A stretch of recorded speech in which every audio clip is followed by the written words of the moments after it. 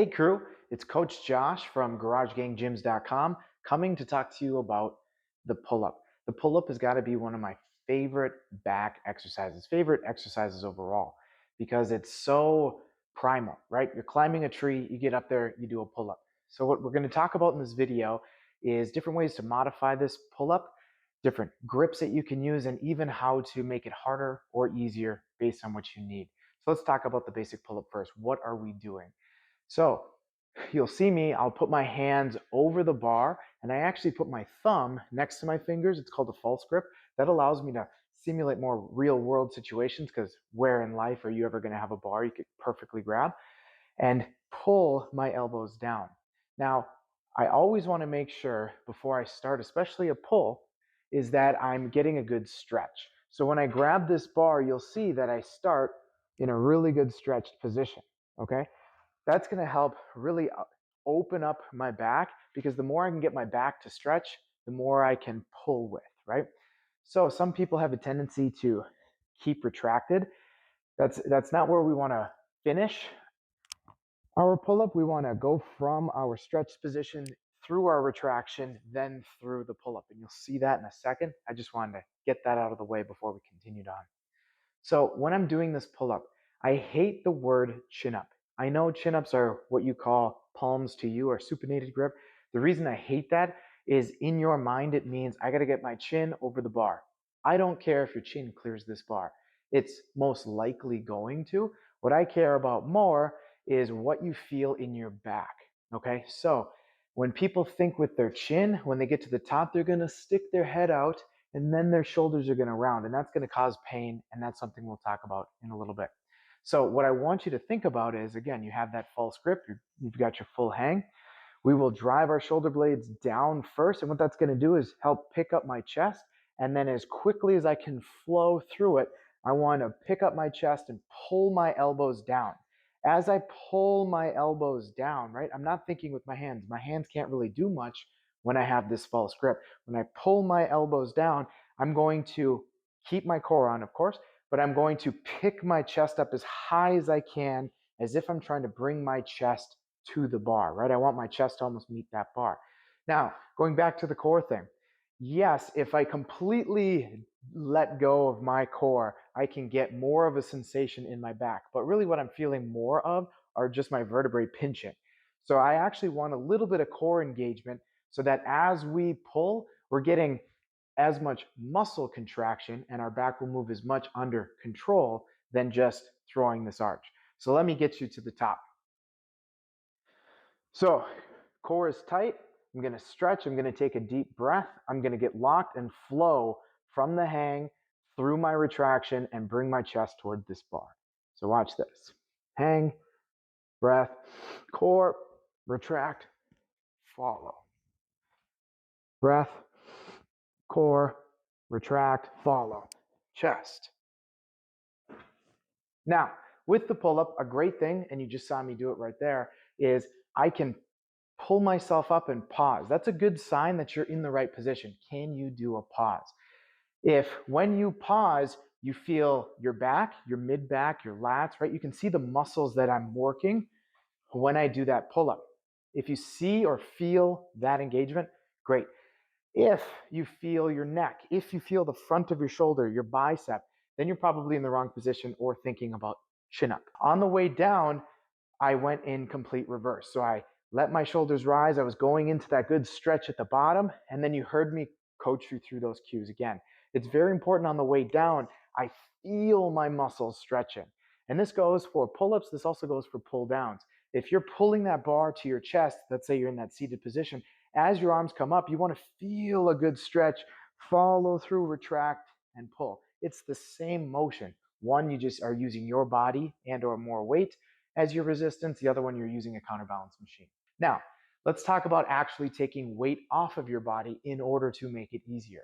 So I personally like to use a straight bar. Okay, I'm not a huge fan of all the different grips. I do see a great argument for doing a neutral grip. I just don't do it myself. But if that is the only way you can do it pain-free, or you just have that way to do it, great. If you have different handles or whatever, cool. I personally like using bands because these bands are designed, right, as a big rubber band. At the bottom of your pull-up is usually the hardest, okay? Once you bend those elbows a little bit, it gets a lot easier. And then as you go higher and closer to that bar, it's easier and easier and easier. Cool thing about the bands is they help you the most at the bottom and give you less help as you go up so that it's always challenging. Some of you have global gyms that you go to and they're going to have a different pulley system set up with a pull-up. There are some good ones and there are some bad ones. So if you don't have a band, let me talk about those machines for a second. Now, let's talk about the machines with that arm that moves you in an arc, and you can kind of see where I'm going with this. If we want to go straight up and down in our pull-up and our arm is moving us in this arc, it's not ideal. One way you can kind of get around that is putting your heels on that arm. Most people put it right in the arch of their foot, not the ball of their foot, like we'll talk about with this band, but it actually kicks you around. So if you put your heels on it, sometimes it can kind of straighten out that line of action. Now, I have seen some machines that actually, instead of a lever arm, they hoist you up and down on two arms on the side and you're kneeling on a pad. I really like those machines. It can be as viable as a pull down machine. If you have the choice between a lever arm or one of those that rises you up and goes straight down, almost like a Smith machine, that's the one that you want. But again, a nice benefit to it is you have a number associated with how much help you're getting. So if it says it's 100 pounds of help, great, it's giving you 100 pounds, with the arm in consideration and things like that. It's really not 100 pounds. But it gives you a number that you can write down so that you can know if next time you only use 90, you got stronger. But a problem with that machine is, again, there's that arc, but also what we talked about with the band is as soon as you bend your elbow, it gets easier. Well, if the machine is giving you the same assistance the whole time, it's getting easier and it doesn't need to get easier. You actually need it to get harder. Now, unless you're going to have a partner dropping plates as you quick pull that pin out and making all kinds of noise, chances are you're stuck with whatever weight. So that is a flaw in that system. But I, again, like bands. So a lot of global gyms that have those machines are also going to have these bands. You just may have to look for them. You may even have to ask an employee and learn one of their names. Okay? So I like to set it up where I'm in the center of the bar with the band, of course, but to stand on a box because it makes it a little bit easier to get into. You don't have to stretch the band as far. And for me, yes, I can reach the 7-foot bar. I can grab it and pull, but it can get hard if you have a heavier band than this to try to get that on. So what I'm going to do, try to put it right in the arch of my foot. So let's slip that on. Okay, so what I'm going to do is actually I'm going to cross my leg over and pinch this band to my leg. The last thing you want is this band slipping up into your crotch. That doesn't feel good. So we're going to approach this exactly the same. We're going to take our time getting down into the stretch, right? So I'm going to come off my box, come down into the stretch. My legs are crossed. Then from here, I'm a good stretch. I'm going to take a good breath, set my ribs. I'm going to pick my chest up through the retraction, through the pull, and then I can come back down. Stretch, pick my chest, through the pull. Taking it off, just be safe doing that. As you saw, my repetitions were very, very smooth. And that's because the band smooths out that strength curve, which is a big reason why I like it over using one of those arms. If you actually want to make this harder, maybe you have been doing pull-ups for a while and you just want to switch things up, or maybe you don't have the right band. Maybe you have a band that's overpowering and you are like, well, I need a band, but I need to make it harder. So you can go wider. You can also go slower. Tempo is an amazing thing. Going up slow, adding a pause, going down slow, all great ways to make this harder or easier. Now let's talk about pain. We've already kind of talked about the neck thing, the shoulder thing, but let's kind of reiterate. If, as you're pulling up, you feel the front of your shoulder, you are not doing a pull, your body is trying to do a push. And what's actually happening is as you're pulling, again, you're thinking chin up, you're rounding your shoulders forward, but your body actually is trying to go into a dip. Now, if you're doing muscle ups at some point, fine, you got to do that. But chances are you're not, right? So on your pull-up, again, we want to lead with our chest, try to bring our chest to that bar, pull our elbows down. And again, that should really help cinch it in your mid-back.